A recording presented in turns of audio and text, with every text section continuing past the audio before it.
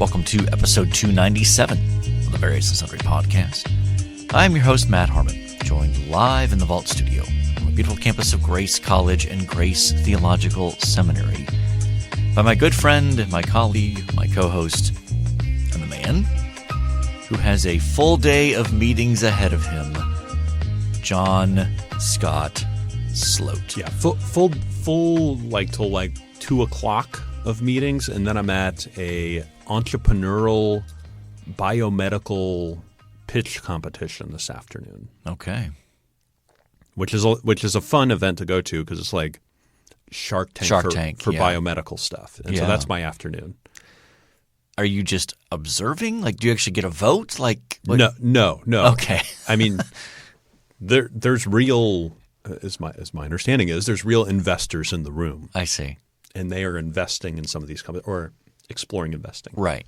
These people come in, they pitch their idea. Yeah, 8 to 9 companies are here. They come in from all over the globe to pitch their biomedical companies here in Winona Lake, Indiana. Okay. Virtually on our campus. They do one in the spring as well when it's a lot colder. And we do that on campus in our Orthopedic Capital Center, as one might expect. Right. And then this one is at the pavilion at the bottom of the hill. Oh, okay. Yeah. So the Miller Sunset Pavilion in Winona Lake, which is virtually on our campus. Yeah. And so, I'll go down there and watch it all happen today. Okay.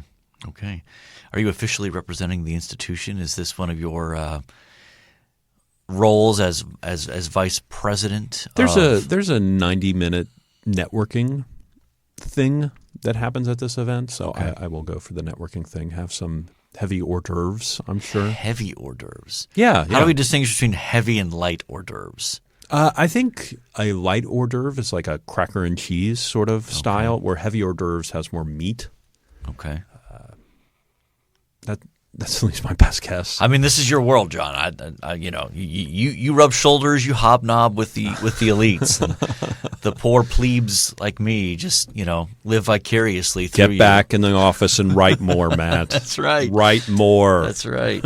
That's right. Well, if you would like to contact the show and ask John more about his favorite heavy hors d'oeuvres, you can contact the show. You can reach us on X at VNSPod.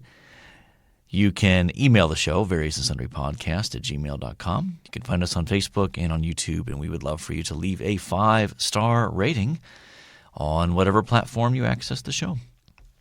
Heavy hors d'oeuvres are a substantial, often multi-component appetizers that are filling enough to serve as a meal in place of a traditional sit-down dinner. And so that is Google Gemini's answer there? Yeah. Is this Gemini the auto summary of your Google search? Yeah. Okay. Well, traditional smaller hors d'oeuvres designed to be a one-bite item that whet the appetite before the main course. I see. Okay. I think some in our audience might be impressed that you're consistently pronouncing hors d'oeuvres correctly. Yeah. As they should be. Yeah, I've practiced. And earlier you hit entrepreneurial. I mean, you're kind of on a little bit of a roll here. Let's see what happens when we get to the later parts of the show. But I wouldn't be hopeful. All right, John. Let's talk some sports. Big football weekend with the start of the NFL season. So there's a game in Brazil. Yeah. And Thursday night happened. Who played on Thursday night? Thursday night. Well, Friday night was the Chargers and Chiefs, right? In Brazil. Okay. Friday night. Was that – did the Eagles play? No. Yeah. It was Eagles Cowboys. Eagles Cowboys, yes. And a closer game than anticipated, I think. Division rivals. Just chalk it up to what it is. Yeah. Eagles won that game. Yeah. And Chargers beat the Chiefs. Yes. In Brazil. Yeah. So I think it's actually the second consecutive year they've done an opening weekend game in Brazil. They must be big in Brazil. Why would you do this? Seems out there to me. They must have The NFL has this mindset of they're trying to expand their global brand. And so I don't think that there's this like massive demand for American football in Brazil. I just think they're looking at a massive market and saying, well, can we put a game on there and see what happens? They've done games in Mexico. They've done games in London. There must be a demand in Europe, though. Like they do so much in Europe. Yeah. Every year. I don't know. I just don't know. Maybe I'd be curious to see what the numbers are for that in terms of, Have they done a game in Canada? I assume they have. Well, I don't know. I don't know if they can step on the toes of the Canadian Football League. Oh, that's interesting. I hadn't considered that. I don't know. So, okay, let's start with the NFL. We'll talk college in a moment. But your Jets lost a heartbreaker. There were encouraging, I don't believe in moral victories in football, but there were some encouraging aspects of that game. Justin Fields looked very, very good. Mm-hmm. Running the football. He threw the ball well. Yeah. We did not lose the game because of him. No. Did you watch the game? I was following the game on my phone. Oh, because it wasn't in the South Bend gave us Indianapolis, I imagine. Was that? Yeah, they did, which is understandable. But that game ended, and so I did catch I caught the last drive of the Jets. Ugh. And but I was, following on my phone, and I was confused because, the Jets are up by like 2 scores. Yep. And I saw that Pittsburgh scored. Like, oh, okay. And on a blown assignment. So Yeah. there was a big miss there. I saw that they scored, and then I kind of was continuing with what I was doing, and then I looked back and I'm like, oh my gosh, they just scored again. Like within the span of like 2 minutes. Yeah. There was a kickoff return that was fumbled. And that's what it was. And that really cost them the game. Yep. That cost them the game, as well as there was he who shall not be named threw a ball, and it just went right through the hands of the defensive back.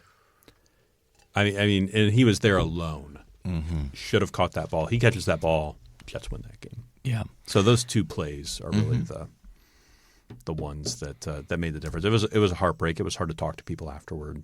Yeah. I out of respect, that's why I didn't text you after the game. Yeah. No, nobody did. Yeah, out of respect, I didn't. But it was a hard one to watch. But the defensive line looked very, very good. Mm-hmm. The offensive run looked very, very good. Offense in general looked very, very good. Yeah, I mean, they put up, what was it, 32? 32, yeah. Okay. Defensive secondary looked rough. I mean, my general philosophy when it comes to football is if your offense scores more than 30 points, you should win the game. Absolutely. And then at that point, it's your defense's fault, probably. Mm-hmm. And but at the same time, if you don't score more than 20 points, then it's probably the offense's fault that you lost. Kind of thing. Like that's kind of my general framework in evaluating where do we assign blame on a team. Yep. It was a tough game. Tough game to watch. But signs of hope, right? Like you walk away from that and you go, okay, run game looks good. Justin Fields looks like they've kind of put him in situations where he will succeed. Offense looks competent. Yeah. That's very exciting when it looks competent. Yeah. So defense had some glimmers. There were some, the defensive line, particularly Quentin Williams, Jermaine Johnson, Will McDonald, all looked very, very good. Sauce Gardner shut down. He traveled with DK Metcalf when they were man-to-man. They also played some zone. But when Sauce Gardner was on DK Metcalf, he had 0 catches. Okay. Which was very, very exciting to see. Really shut down DK Metcalf. So that was good as well. Other headline games, Packers beat the Lions. Lions struggled on offense. I think it might take the Lions a few weeks to kind of get going because they lost their offensive coordinator. And defensive coordinator. So it's really hard to replace those and not miss a beat. Yes. So I think it'll take them a few weeks. I still think they're one of the best teams in the NFC. I just think it'll take them a few weeks to kind of – And their passing game coordinator. Yeah. Yeah. They lost a lot of people this year. Yes. And then Browns lost to the Bengals in very Browns fashion. They had a kicker who missed, I think it was 2 field goals and an extra point. That's tough. Yeah. Rookie kicker, Yeah. I think I saw a stat where the Bengals had 7 yards of offense in the second half and won. How do you do that? So anyway, that's your NFL roundup. Who do the Jets have next? Buffalo. That's tough. That was a game. Yeah, that was a very, very good game. So obviously well past your bedtime, but that was, it was Sunday night. Saw some highlights, yeah. But I went to bed when the Ravens were up 15 in the fourth quarter. I'm like, it's over. It's over. Woke up the next morning. I'm like, oh, how about that? The Bills won. So, but again, a fumble turned that game. Derrick Henry, who otherwise had an enormous night, had a fumble that gave the Bills, a chance there, and they capitalized. So, I do want to say something about it. I'm still adjusting mentally to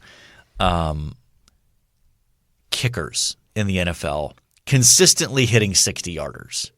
Yeah, it happened in the Jets-Steelers game. Guy hit a 60-yard field goal. I'm old enough where it was like teams didn't even try 60-yard field goals unless it was like this act of desperation. 51 to 53 was sort of the max range. Yeah, like maybe 55. If you had a guy that had a big leg, you're like, maybe David Akers would hit a 55. 55 yards. Yeah. Anything over 55, you're like, punt the ball away or go for it. Like not a high enough percentage. And now the guys are like, run him out there for a 63-yarder. Let's give it a shot. And guys are hitting 60-yard field goals, and you look at how it crosses the crossbar, and you're like, that was good. That was good from 70 in terms of distance. Yeah. When do they start trying that? I don't know. Let's move on to college football. Actually, was there something else in NFL? I feel like there's something else I wanted to say. Oh, I wanted to highlight Emeka Egbuka. Had a great debut for the Tampa Bay Buccaneers. I'm not a huge Tampa Bay Buccaneers guy, but well, we know you love Baker Mayfield. But Ohio State rookie had 2 touchdowns in his NFL debut and looked great. He's got barring injury, he's got a great NFL future ahead of him. Former Jets coach Todd Bowles. All right, let's talk college. Ohio State played Grambling State. It was never a game. No, they won 70-0. Okay. The big takeaway from that is that Ohio State let their quarterback throw the ball, in contrast to last week. Sure. And he was 18 of 19. And they covered, didn't they? They did. Okay. The spread was 55. But his only incompletion was an interception. So every pass he threw was caught by a person. One bad throw. But Jeremiah Smith had a couple of touchdowns, and so they did what you'd expect them to do. Big takeaways: both LSU and Clemson struggled after. I saw that. Last week everyone was like, "Oh, both these teams are great," and then it's like this week you're like, "Oh, neither of them looked very good in beating lesser opponents." Like Clemson was down 13 at the half to Troy, and rallied and won.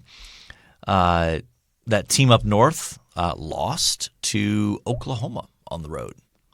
Tough place to play. It is a tough place to play. So, look, their freshman quarterback, Bryce Underwood, I think he's going to be really good. But, it's challenging for a true freshman to go on the road into a hostile environment like that and win a game. So I wasn't surprised that they lost. I think Michigan's going to be pretty good this year. I think OU will probably be, fourth or maybe their ceiling is like 4th or 5th best in the SEC kind of thing.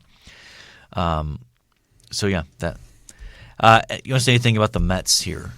Coming down to the end, to the stretch here, we got 3 rookie pitchers that are pitching well for us right now. Okay. Offense has gone silent last couple of games. Let's see what else. Are they? How far back in the division are they? It would require an epic collapse by Philadelphia. Okay. So So they're gonna get in as a wild card. Most likely, unless they continue to not produce on offense, and then I think they could get caught. It would take a pretty big collapse by the Mets as well. So they're most likely going to be a wild card team. And remind me what the wild card rules are in terms of how that works with, like, the wild cards play each other, right? To then move on to the next round against the division winner. Mm-hmm. Okay. Yes. And is that like a 3-game series? Like, it's a short series, isn't it? It's not a full I don't 7. Think it's certainly not a full 7. Is it maybe a 5-game? I think it's a best of 3. Okay. Best of 3. I think. Goodness, I forget. It changes so frequently. Yeah. Year to year. Yep. So, all right, we'll keep an eye on that. Anything else from the world of sports that you wanted to touch on? I don't think so. U.S. Open's happening right now. It's over now. It's over now. See, what do I know? Yeah, the men's final was on Sunday. Alcaraz beat Sinner. What a name, Sinner. Yeah. In 4 sets there. So yeah, it's this is a great time of year for sports. You know, I love the start of the football season. So it'll be interesting to see what storylines develop next this upcoming weekend. Ohio State hosts my alma mater, Ohio, in the Shoe in a night game. So, which my alma mater, Ohio, they beat West Virginia this past weekend. So it was a good win for them. That is a good win for them. Yeah. Any big matchups this next week in college football? Georgia, Tennessee plays this week. Yep. How about South Florida? Out to 2-0 start. They beat Florida. Yeah. And they play Miami this week. Well, and they've already beaten Boise. Was it Boise? Yeah, it was Boise. They beat Boise. Let's see. Any other good games? I mean, if they beat Miami, like, what's crazy is they're still not ranked, correct? No, they're ranked now 18th. 18th. Okay. Texas A&M, Notre Dame. Ah, yes, that is a good one. Yeah, Notre Dame didn't play this weekend. They had a bye. They had a bye in week 2. Yeah, they opened the season at Miami and lost. Didn't play this past weekend, and so now this is game 2 for them. So, yeah, we'll see. But again, the playoff has changed everything. You know, it's changed to the point where it's like these games matter, but they don't matter like they used to. When you had a 4-team playoff, you're like, man, you lose one, like you're rolling the dice here. Now you're like, I can probably lose 2 games if you're a name brand school like Notre Dame, Ohio State, Georgia, all those schools. You lose 2 games, you still got a good shot at getting in. So what was Florida State ranked to start the year? Do you remember? They weren't. Do you know they're number 10 now? Yeah. That feels high. Well, I mean, they beat Alabama soundly. Right. They beat Alabama. Then they beat nobody state. East Texas A&M. Yeah. Now they beat them 77-3. Right. That's a good win. Yeah. Convincing. But to put them at 10 feels pretty aggressive. I think people are still not. People still think of Alabama as Nick Saban Alabama, not the current version of Alabama. Yeah. And so I think they're overinflating Alabama as a team, but still. The nice thing is that these rankings really mean nothing. The rankings that mean something don't come out till the end of October. Sure. When you've got, 9, 10 games, 8, 9 games in at that point. Mm-hmm. When you have some real data. Much better body of work. Sure. So, all right, John, let's talk our main topic for today. And it's going to be about travel. Yep. We have not done a travel episode in a while. No, we have not. It's been, as the kids say, a hot minute since we've talked travel on the pod. Well, and part of the reason is your travel this summer got interrupted. Yeah, we probably would have talked a little bit of travel if I had been able to do my scheduled England trip. But that had the kibosh put on that. So, but this is just more big picture conversation here. about travel, kind of the why should we travel? But at what age? Or let me maybe back up and ask, like, did you travel a lot as a kid? Like, did your family take you on vacations and travel a lot of different places? Like, I know you moved a lot as a kid. Sure. We moved a lot. We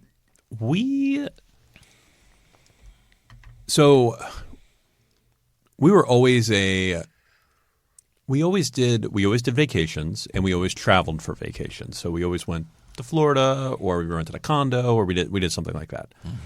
Mm-hmm. We were pretty split between plane rides and car travel. Okay. And trains. We did some vacations on trains as well. Really? Yeah. So when we were living, particularly in South Carolina, my grandparents lived in basically Daytona Beach. Mm-hmm. And Amtrak runs up and down the East Coast. And so we would get on the train in South Carolina and take it all the way to Daytona. And my grandparents would pick us up there, and we'd go to their house for a week. Interesting. And so we did that 2 or 3 times, where we'd get on Amtrak. You know, you get on there, you can read a book, you can use the restroom, you can go get food. It's a little bit of a different experience. Yeah. I mean that. But I remember being a young kid and getting on. I remember going to a wedding in Boston, and I couldn't have been more than, I guess I was 8, 10 years old, and we flew to Boston for the wedding. Okay. And drove up to New Hampshire. From Tennessee? South Carolina. South Carolina at that point. Okay. And so we flew into Boston, and I remember flying into Boston. And yeah. I remember thinking that wasn't my first time on a plane either. So we did both plane and driving. And then we would do big drives. Like we would drive to Florida, we'd drive to Ohio, where my grandparents were when we were living in New York. And so we did a myriad of travel things. Okay. But it was all domestic. All right. How about you? My family did not vacation when I was growing up. So as a kid, the only traveling I did was actually with my grandparents. So when I was in 2nd grade and then again in 3rd grade, my grandfather took me up to Canada with him to go fishing for a week at a time. Oh, nice. Yeah, up in Ontario. Great memories of that. And he went up with, like, there was a couple that he and my grandma had been good friends with. This was after my grandmother unexpectedly passed away. So they had. Is this your grandfather that moved houses? Yes. Okay. So these two couples were just really close friends. They vacationed a lot, and so pretty much every year they would go up to Canada and fish and just enjoy the outdoors and that kind of thing. And so when my grandmother died, my grandpa took me for 2 consecutive summers. I think 2nd and 3rd grade summers. And so that was a lot of fun. I have some fun memories of fishing with him at that time. So, but and then like in 6th grade, I think it was 6th grade, my same grandfather, he had remarried by that point, and he and my new grandmother, they took me out for a long weekend to Nevada to see my aunt who lived in Reno. On a plane? Did you get on a plane? Oh for yeah, that? oh yeah, nice. Yeah. That was my I'm pretty sure that was my first trip on an airplane. So into the Lake Tahoe area, which is beautiful. Yeah, absolutely. But that was really it as a kid, traveling. I didn't really start traveling more until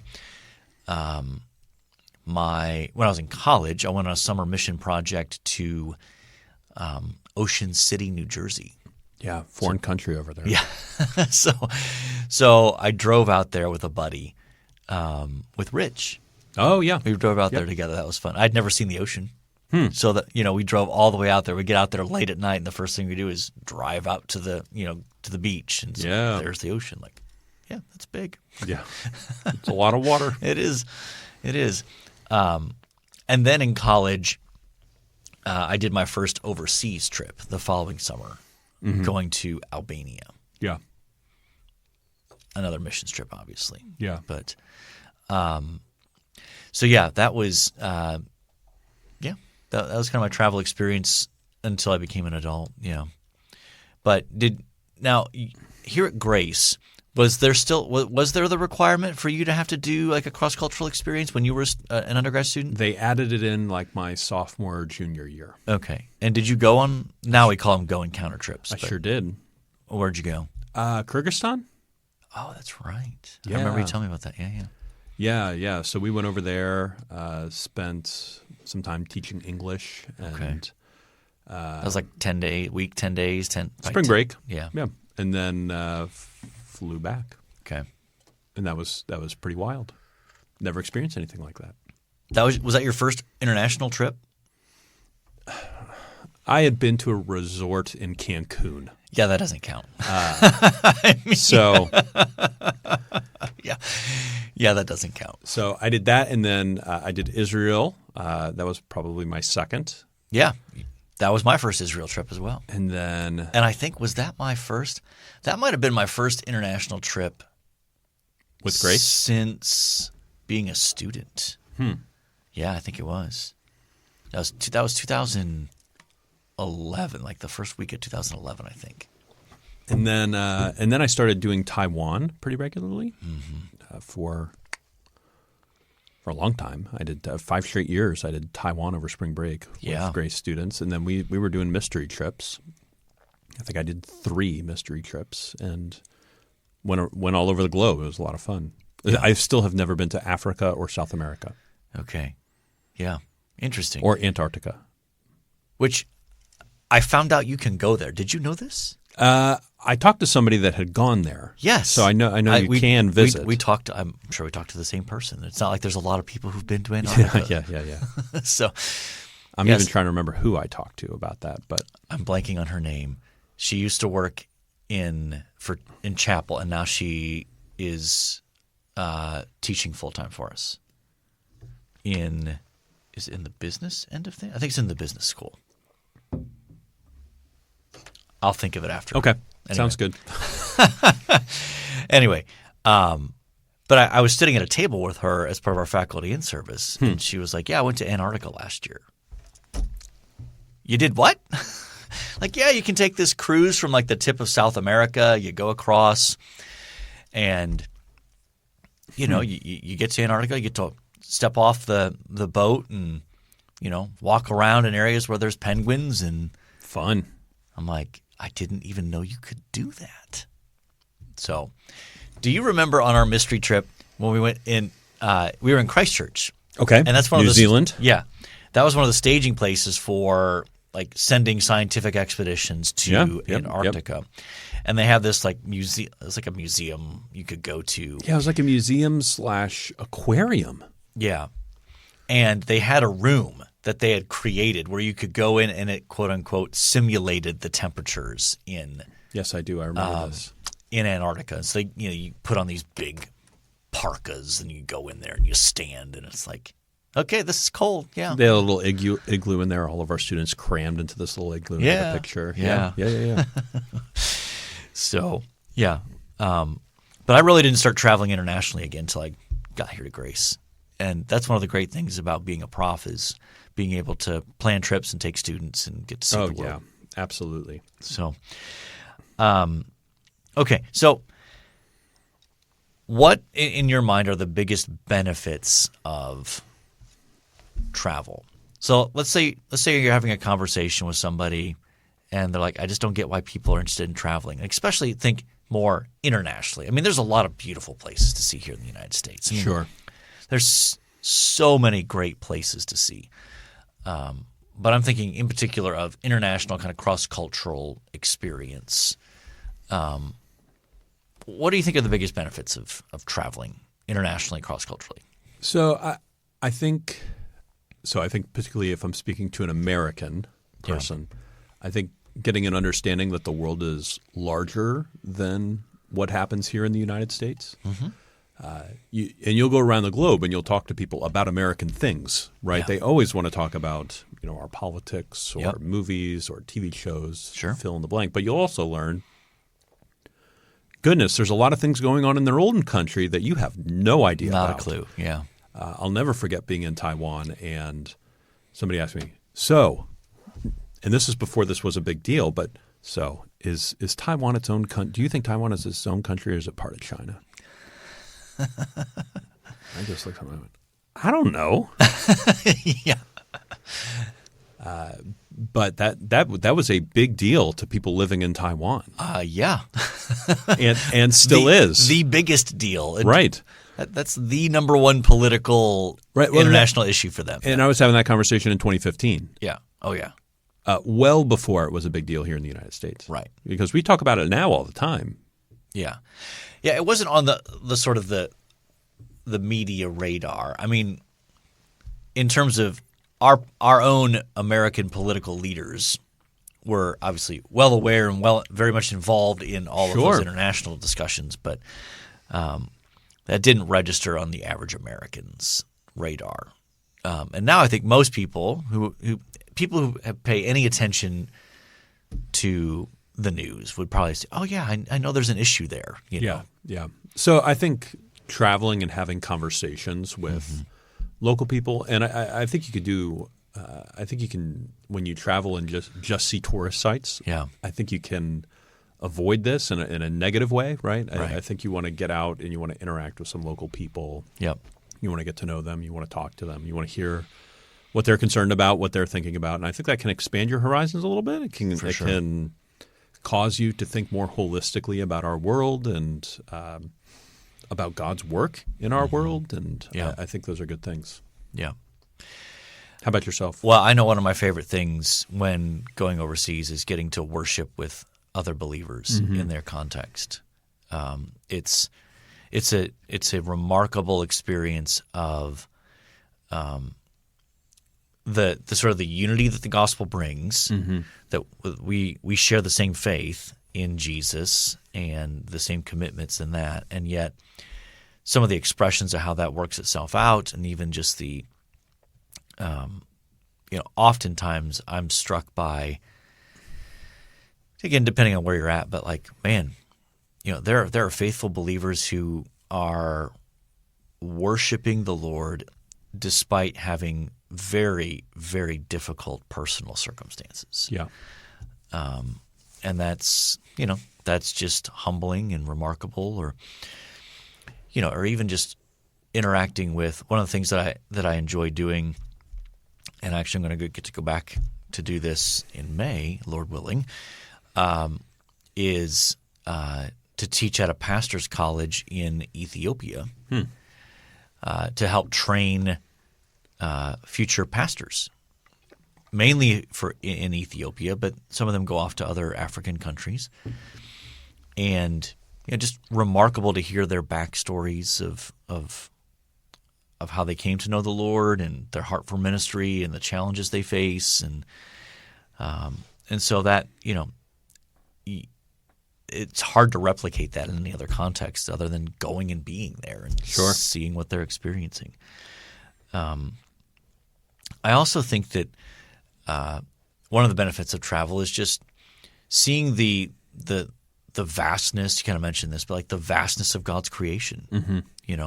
It's easy to become so focused on your little immediate world of local and regional and even national concerns, politics, experiences, which are valid and important and real. And yet, if you become so sort of myopic about that, you can easily lose sight of the grandness of God's world, and that there are whole stretches of people who don't know Christ and have never heard the gospel, or have very difficult circumstances, or have beautiful expressions of God's image and creativity that you don't get to see here in the United States. Yeah. So I think those are all benefits that come from that. But and I do know that it does tend to expand my heart for the nations to see the gospel go forward. Sure, absolutely. And those are all things that I think come out of travel. But other thoughts? Any other thoughts on the benefits of travel? Why people should do it? Again, obviously there are budget restraints. I'm not saying that people should go into deep debt to start traveling the world. Or not plan ahead and save, Yeah. I think also getting a good sense of history as well. Yeah. I think one of the sort of whoa moments for me was I was in Italy with a group of students, and we walked into a church that was 1,000 years old. Yeah. And I know I've walked into older things, right? I've been to Israel, right? But walking into a church that was 1,000 years old and just going like, this has been a functioning church for 1,000 years. Yeah. That's pretty wild. Yeah.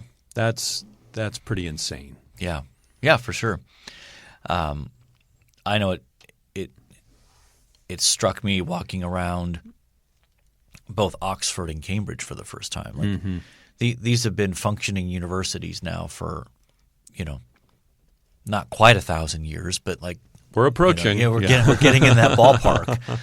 So, just remarkable. But and I don't think you have to love history like both of us really enjoy history.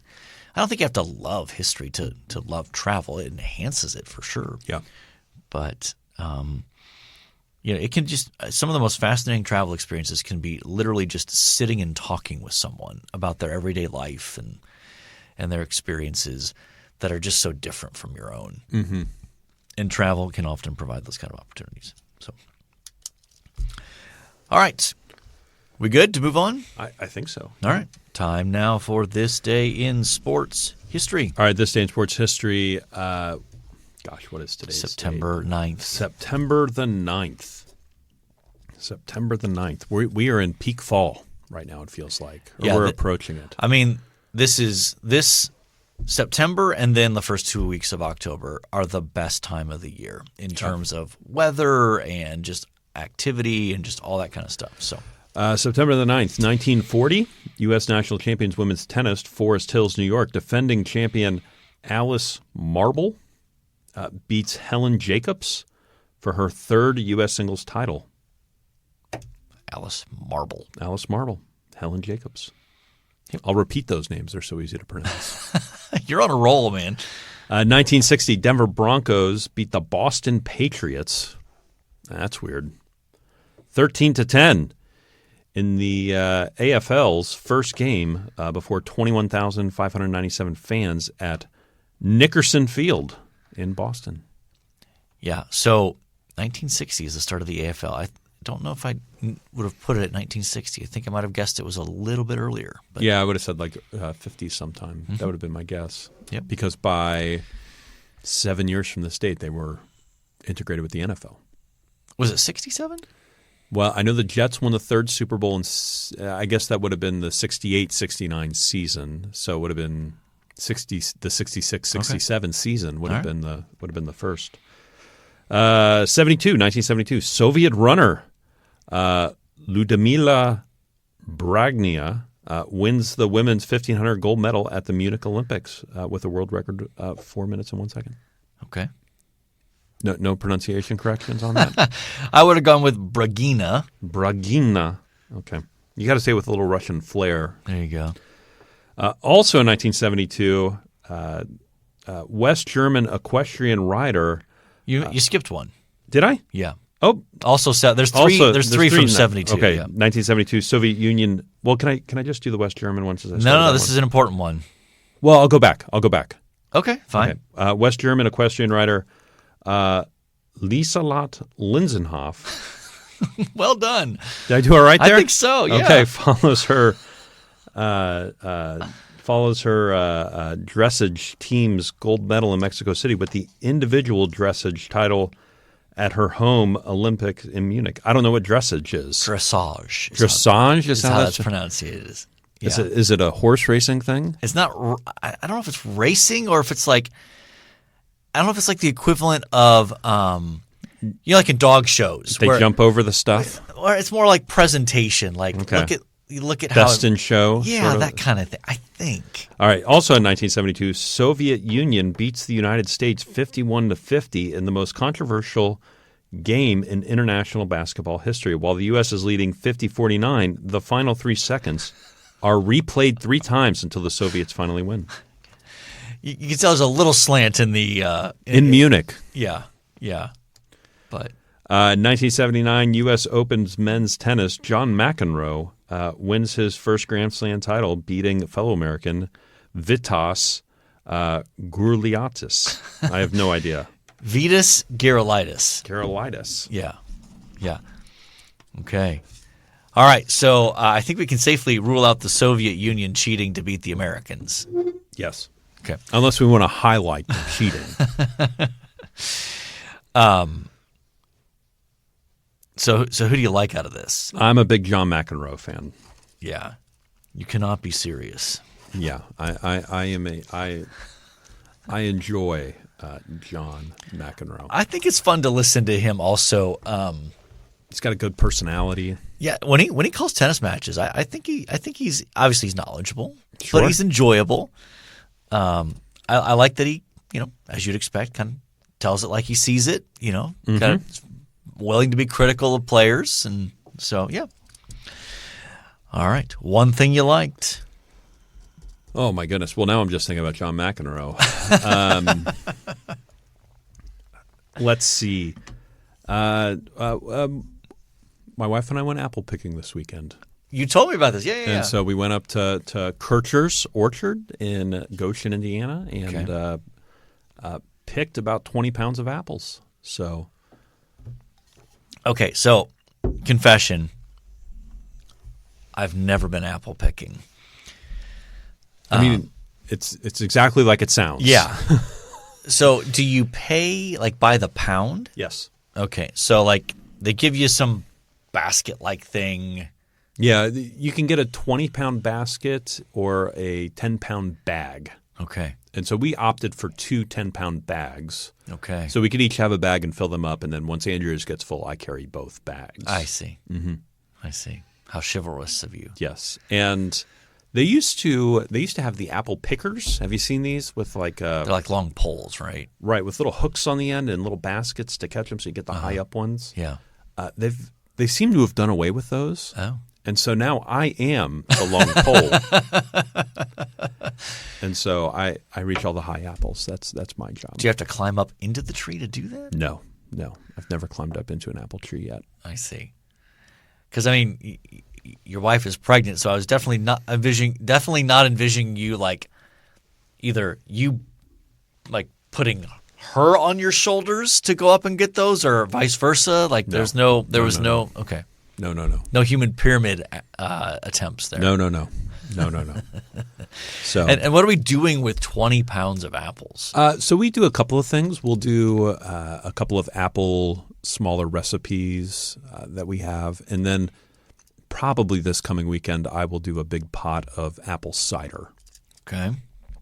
So it's delicious. Do you have a special sort of secret recipe for the apple cider? No. Okay. So part of it is you get a big stock pot full of water and you dump in 14 to 20 apples chopped up, and then you just let it simmer for 3 hours. Okay. And it smells incredible. All right. And then you strain it out and you drink some apple cider, and it's an incredible experience. Okay. All right. How about that? An incredible experience. All right. Apple picking it is. Okay. Apple picking. There you go. How about yourself? I'm going to go with the church picnic. Church picnic. Yeah, this past Sunday we had our annual church picnic. And, nice to, we set up a nice tent outside, but, people, including us, you, also bring, camping chairs and sit outside the tent. Yep. And we have a worship service outside, and then we have a lovely meal. We had the pulled pork. Yep. And then people, bring the sides and the chips and the, desserts and all that There was kind of pulled stuff. chicken as well. There was, yeah. There was pulled chicken. Yeah. So, that was good. It was good. And good to catch up with people. Met some Grace students there. It's always fun to see Grace students at the church. So that is my one thing I liked. All right, John, we have talked some NFL and college football. We have talked about why you should travel. Mm-hmm. we have talked about John McEnroe. John McEnroe. We have talked about apple picking. We have talked about our church picnic. So I think, by definition, we have covered our various and sundry topics. And so all that's left to say is, until next time, the Lord bless y'all real good. Later.